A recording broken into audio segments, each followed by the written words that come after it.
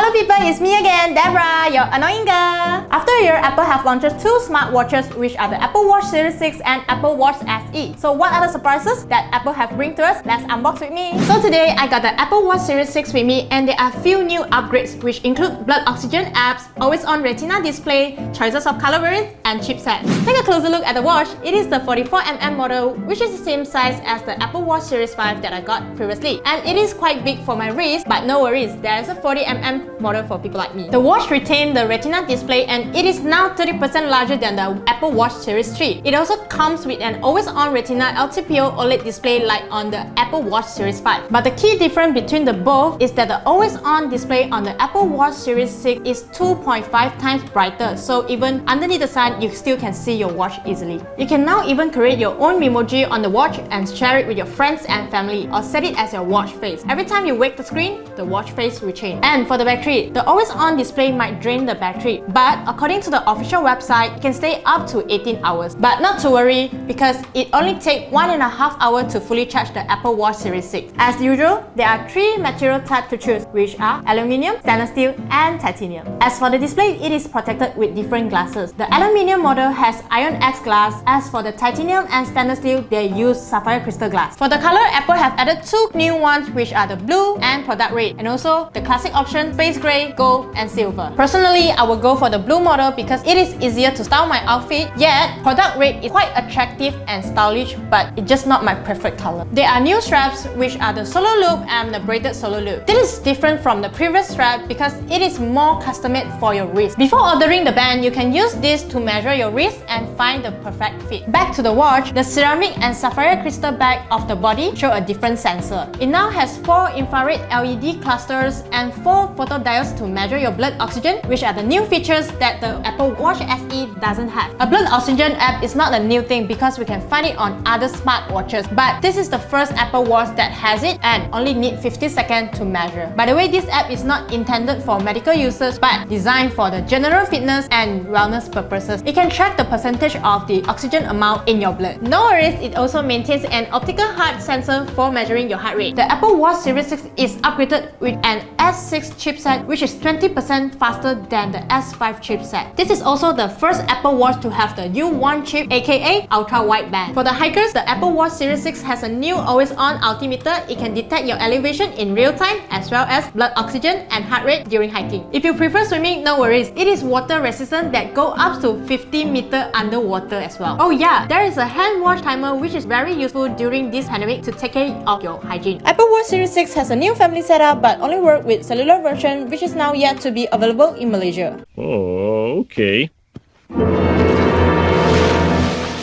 And don't forget about the Apple Watch SE. The biggest difference between both are blood oxygen app and always-on display. I will personally go for the Apple Watch Series 6 because I'm a sporty person and I can check my blood oxygen to plan my day. Of course, you can buy it for the elderly to check their health condition. The starting price of the Apple Watch Series 6 is 1,749 ringgit, and the Apple Watch SE is more affordable, which costs 1,199 ringgit. I suggest the person who is on a tight budget can go for the Apple Watch SE. But if you are the Apple Watch Series 5 user, and there are only few upgrades that I mentioned earlier on Apple Watch Series 6, so all up to you. That's it for today. Don't forget to hit the like button, share this video, and subscribe our YouTube channel. I'm Deborah. Goodbye.